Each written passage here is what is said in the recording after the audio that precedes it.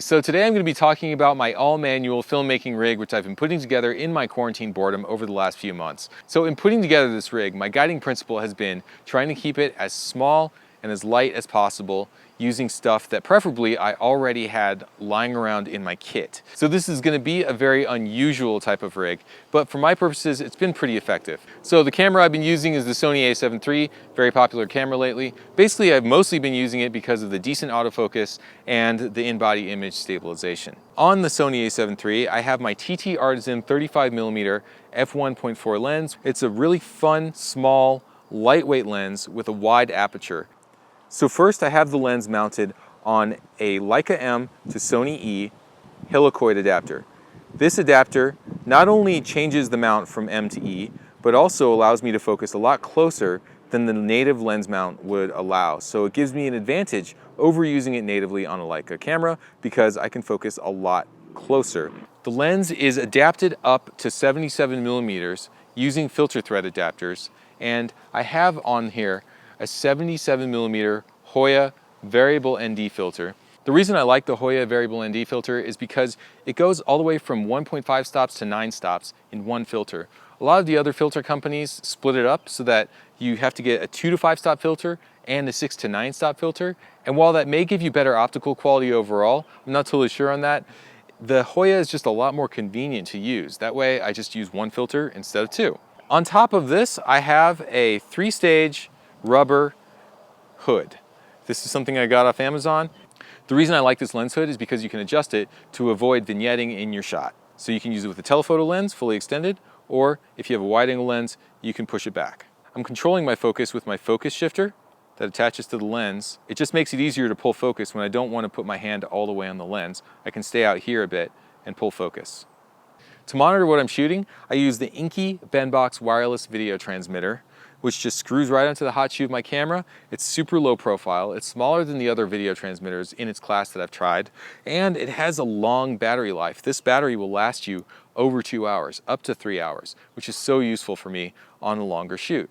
A lot of the smaller video transmitters will only have batteries that last an hour or less. This will transmit only to an app. You cannot transmit to a physical receiver, which means you can't use it with a dedicated monitor. So I just transmit it to my iPhone, and as you can see here, my iPhone's on a wrist strap, so I can clearly monitor everything that I'm shooting. This wrist strap came from Amazon, and what's cool about it is it has 360-degree rotation, and it's a quick release.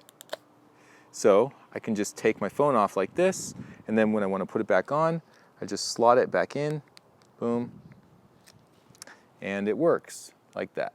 And as a camera stabilizer, I use my Peak Design travel tripod, which was already in my kit. I made a whole separate video on how I set this up as a stabilizer. Just search for tripod hack on my channel and you'll find it. I just put the tripod like this and I walk around and shoot. I can do a bunch of alternate positions for different kinds of shots. I can shoot with it like this. I can shoot with it like this. I can go inverted, hold it like this, or I can open the legs for even more stability and shoot inverted like this. And this is where having a wireless video monitor on my wrist really comes in handy, because no matter what weird configuration I put the camera into, I can just look at my wrist and see my framing. All right, feels like it's about to rain here, so I'm gonna cut to some test footage. Everything was shot on the TT Artisan 35mm lens. So enjoy the test footage, and then I'll come back with my final thoughts.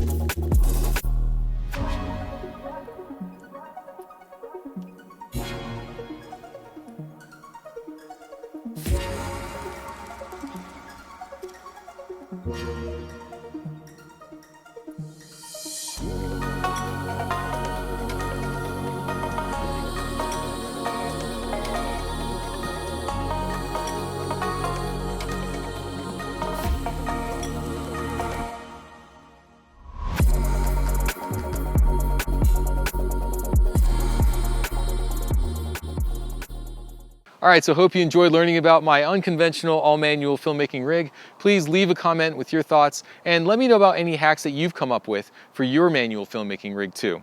So please click like, subscribe, and I will see you in the next video.